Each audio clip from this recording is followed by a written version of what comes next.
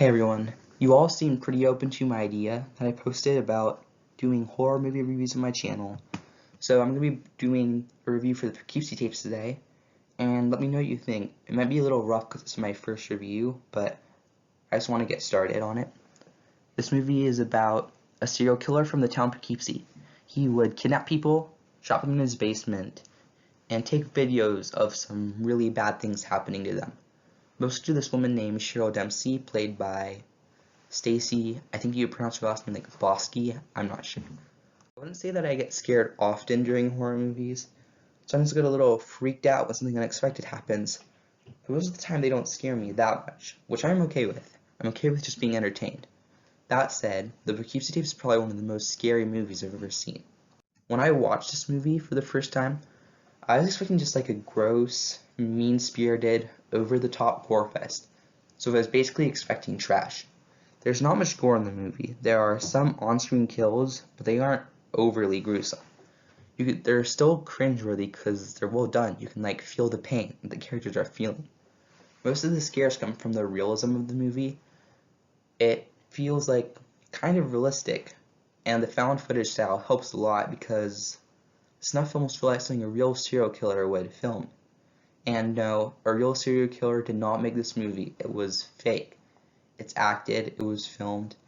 This isn't a real movie.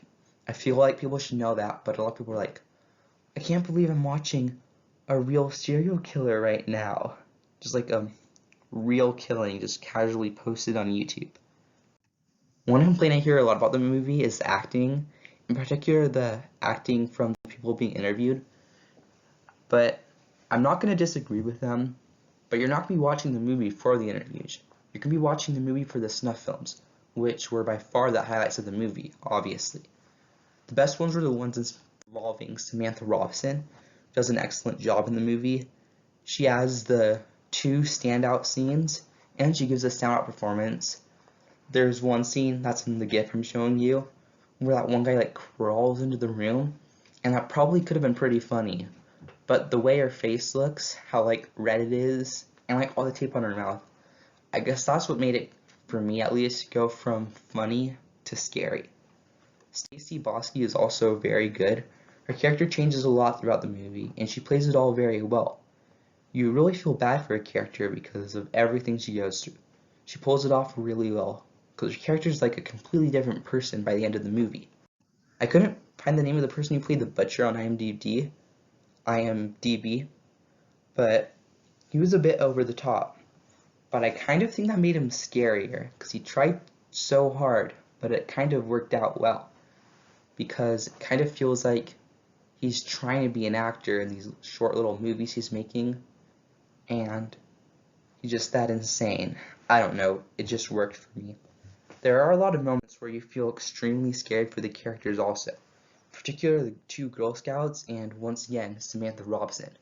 I'm going to talk about her first scene after I grade the movie, because I don't think a lot of people have watched this movie, so I don't want to spoil it for anyone. But it just shows like the butcher brainwashing and manipulating his victims. And it happens a lot. It's really well done. It feels believable because after all the torture they go through and all the trauma, you can understand why they wouldn't want to make a decision that could lead to their escape, because they're just so scared and traumatized. There is one thing that I really didn't like about the movie, and it's a huge plot hole that I wouldn't say ruined the movie, but it really took away from it. I'll talk about that also after I get the movie. To wrap things up, it's a really scary movie, at least in my opinion, that aside from a really big plot hole, feels very real. I've always found kidnapping movies in particular scarier than most other types of horror movies. So this movie really works for me. I'm going to give this movie a B+. So, spoiler warning, I'm going to get into spoilers now, because there's just things I want to talk about that are spoilers. First, talk about the scene with Samantha Robson. In the second one, in the GIF I showed earlier, that was like a pretty freaky scene. But I like this one before it more, where you see her get into the police car. And we know it's not the police car, because a police officer, because we see it. He's filming it on his camera. It wouldn't be here if it was just a normal police officer. But the way how at first she's all friendly, joking around, which made her character really likable, which made it even worse. And then she slowly realizes that when he's saying what he's gonna do, he's not just joking, and it's just really scary because you can like feel her dread. And they did a really good job with that, and you can just really feel for her. It's just really great. Then the plot hole in the movie I want to talk about was how in the end they kind of say how the butcher left town and he framed this police officer. But if they know he framed a police officer, they know that it was not the police officer, or else they'd just be saying they caught him. And they know he left the tapes behind at his house, but they haven't caught him. If they know it wasn't the police officer, why can't they just see who last owned the house? They never say it was an abandoned house, and it definitely wasn't some other person's house. That would make no sense.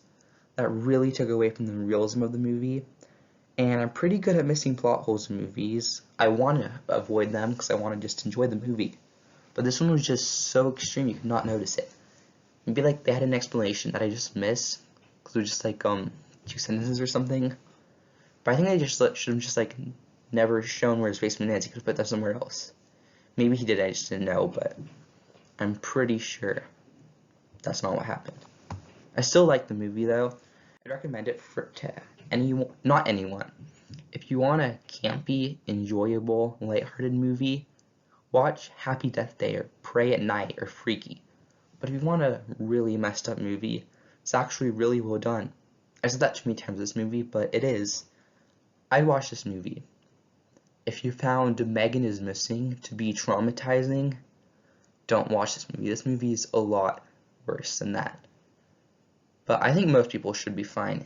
I don't think most people will be traumatized by this movie. It's just pretty scary.